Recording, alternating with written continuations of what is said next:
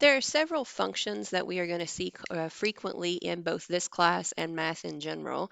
And what you may have noticed in the piecewise defined function section is that if we know the basic shape of these graphs, then that can be very beneficial when helping us sketch the graph.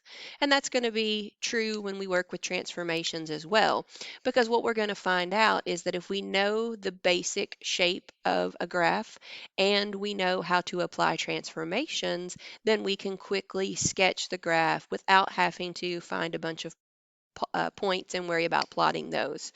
So we're going to start first with the linear function, which is any function of the form f of x equals mx plus b. And so the key here is that we have x with a power of 1, and that makes it linear. And then also we have the m and the b, which tells us that we're not working with the constant or the identity function. So a linear function is going to have a graph that is a straight line. And that line could be rising from left to right, it could be falling from left to right, or it could be have a slope of 1 or a slope of 2, but it's always going to be a straight line. The constant function is a specific type of linear function, and you'll notice that what we're missing in the constant function is that variable of x, so that tells us, remember that f of x and y are used interchangeably, so y equals c is what type of line? It is a horizontal line. So we are always going to use a horizontal line to represent the constant function.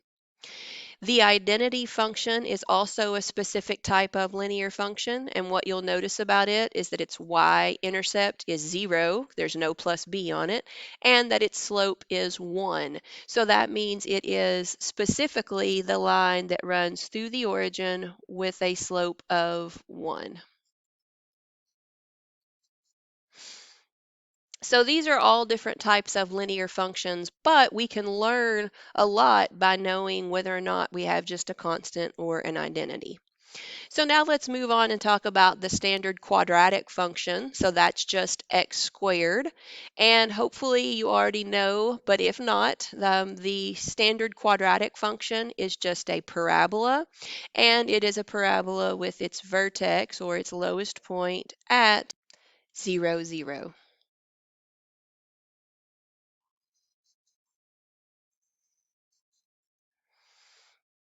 Next, we have the standard cubic function, and I like to think of the shape of the graph of a standard cubic function as what I call a twisted parabola. So it's kind of like a giant grabbed a hold of the parabola on both ends and just twisted it around.